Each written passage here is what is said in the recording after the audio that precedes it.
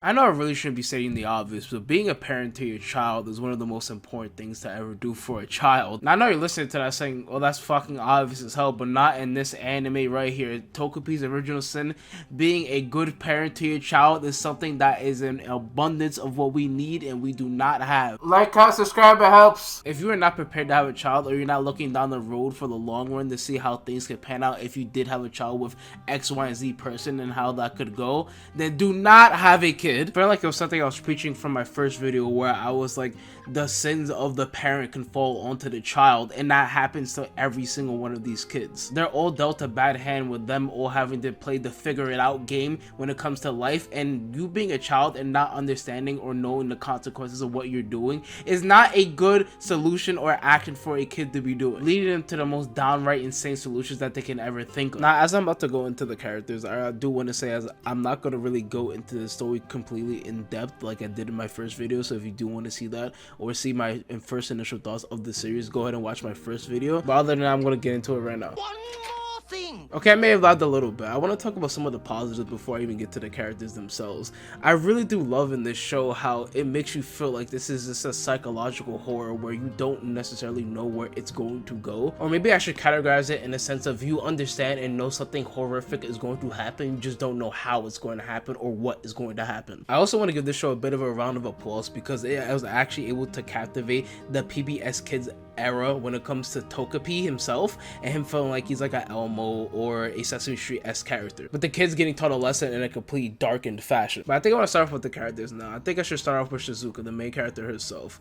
I feel like with Shizuka, she's one of those characters where you feel really bad for her, and she falls under that rabbit hole that's madness. She keeps going further and going further and going further until she has nothing left and she implodes on herself. But when it comes to Shizuka in this series, what much does she even have? She only really has Togepi and Chappie at the end of the day. She doesn't really have a lot to be like, this is what my core being is. No real good examples of leadership or parental figures to guide you into what you need to be. She got that unfortunate stick of life where some people had to take it and be like, I have to figure it out on my own. I don't really have anyone else. Sometimes that answer is something horrific and sometimes that answer could be something beautiful. But one of my favorite scenes in the entire show, which is near the ending of the show with Shizuka as well as with Togepi, and you see Shizuka just like beating Togepi with this rock, and she's beating him just like how life is beating her down while she's crying, and talk about all her problems up until this point and how she's just had enough.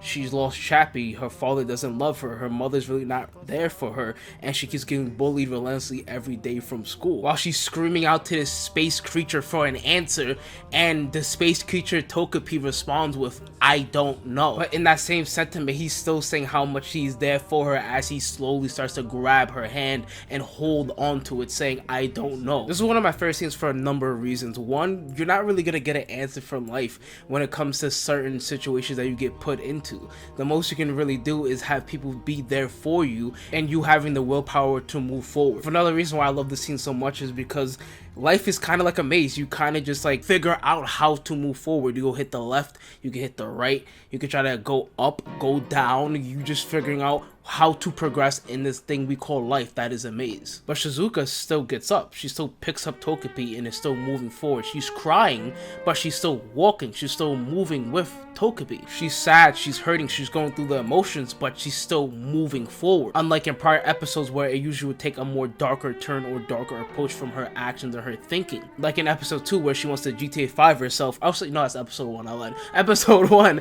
where she wants to GTA 5 herself and, you know, not be a part of this world anymore. And in episode 5 where she travels all the way to Tokyo to go see her father and thinking that her father would like welcome in with open arms, and Chappie is going to also be there because Chappie was promised to be there, the dog that she loves and cares for. She gets hit with that 18th most unpleasant revelation is that her father doesn't care for her. He started a new family and Chappie isn't there because Chappie is gone, but she thinks in her head they might have Chappie in their stomachs. I don't have Chappie anymore, maybe they ate Chappie, maybe let me just open them up and see if they're inside of Chappie. That illogical, insane way of thinking. Because again, you have to remember that she's in this sad scenario where she doesn't have that parental figure, she doesn't have anything. She's relying on hopes desires, her natural way of thinking, or what would quote unquote make sense to her in her mind from everything she's learned up until this point. But switching gears and talking about Togepi, I love Togepi's ultimate lesson. Even though he has to go away by the end of the story, Togepi learns the ultimate lesson of, I can't necessarily full on help you, but I can steer you into the right direction of the good way of life, of you changing your life. With him realizing everything he's done up until this point has been a complete and utter mess, for not only endangering his own life and even sacrificing his own life by the end of the story, but also making these kids' life that are already insanely complicated and insanely messed up more messed up than it already is. But in an extremely bittersweet moment, Togepi is not only able to save 1, but 2, but even 3 children from the fate, or should I say sins, of the parents that they were forced to inherit and were able to coexist with each other, with them still having their problems, but them being able to break their chains and start anew, but it all being thanks to Togepi's influence. Learning his lesson, but learning his lesson at the end or the cost of his life, which a lot of people sadly endure. Moving on again to the next character, Marina. Marina is going through the same thing Shizuka is going through. She's in a broken household. Her father doesn't really want to be there. Her father is sleeping with Shizuka's mother, and her mother is completely mentally ill and mentally exhausted with not only the husband, but kind of the lifestyle that's been going on up until this point. And she just keeps venting out to Marina and like reaching out to a child which doesn't really comprehend what is going on or what's happening, leading to Marina thinking that this is the best course of action or what I should do, which is just bully Shizuka and basically borderline hurt or even kill her to make things go quote unquote back to normal. The way the story does it, you really do hate Marina a lot in the beginning of the story because of what she does to Shizuka, how much she's bullying Shizuka, how much of an extent she's going to bully even Togepi to a point because she thinks that Togepi is Shizuka because he transforms into her in one of the episodes and she experiences what she's already had happen to her. And I can completely understand if you hate her even to the end of the story, but for me personally, it comes to me feeling bad for her because again, none of this are any of these children's fault. It's all the fault of the parents. They've put a whole bunch of weight and responsibility upon them and is making them do decisions that they wouldn't do because, again, you're a fucking kid. Everyone gets put into horrific situations and you see how they try to crawl their way out of that situation. Understanding her perspective and understanding that she's a victim as well. But moving on to the last character that I had one of my favorite stories when it came to this specific story in Togepi's original sin is Naoki. I really enjoyed Naoki's whole arc that we see throughout this whole thing, where Naoki helps Shizuka hide the dead body of Marina and is helping and kind of in love with Shizuka because it reminds him of his mother, and which is something he literally says, by the way, but it's more layered and more of a reason to this. Not only is it because of the looks, but it's also because of what she says. She's like, can you please do this for me?